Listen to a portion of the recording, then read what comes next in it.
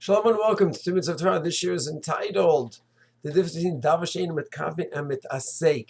Our Gemara in Shabbat talks about Davar Sheaino Mitkavain, Daf Yomi Shabbat, Amid Aleph, and it says that Davar Sheaino Mitkavain, Savak Rabbi Shimon, talks about Rabbi Shimon's opinion on Davar Sheaino Mitkavain, why I do something I didn't intend the result. The classic example is I drag a chair on my lawn and it rips it up and it makes a furrow plowing.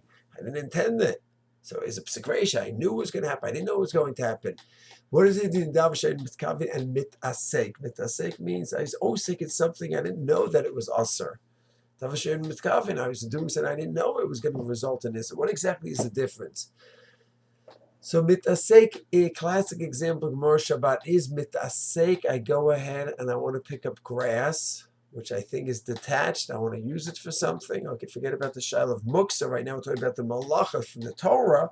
Muksa has to be dealt with. Maybe I prepared beforehand. Who knows what the case is.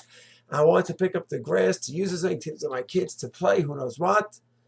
And I thought it was mowed lawn. And it wasn't. It was attached, and I detached it. That's mitasaik.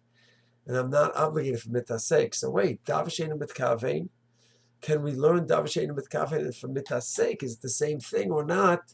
So Rav Chanan Wasman, the Kovach Shiurim, writes that it's not the same at all. Davar Sheaino Mitkavain, I know exactly what's going on.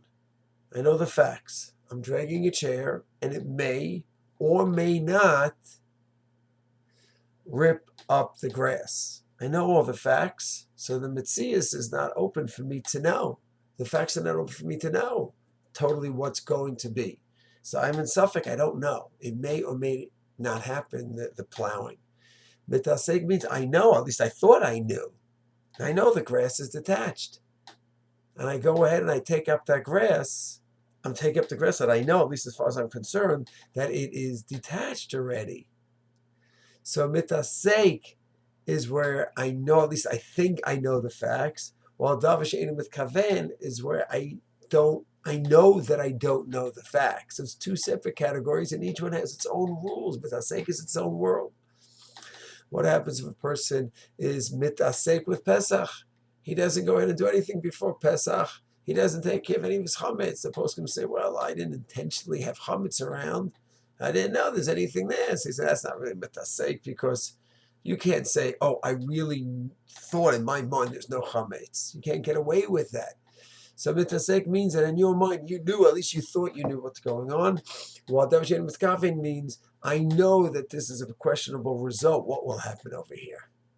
And of course, this sugya goes to many, many places. Davar Sheaino Mitkavain and mitasaik. Shalom.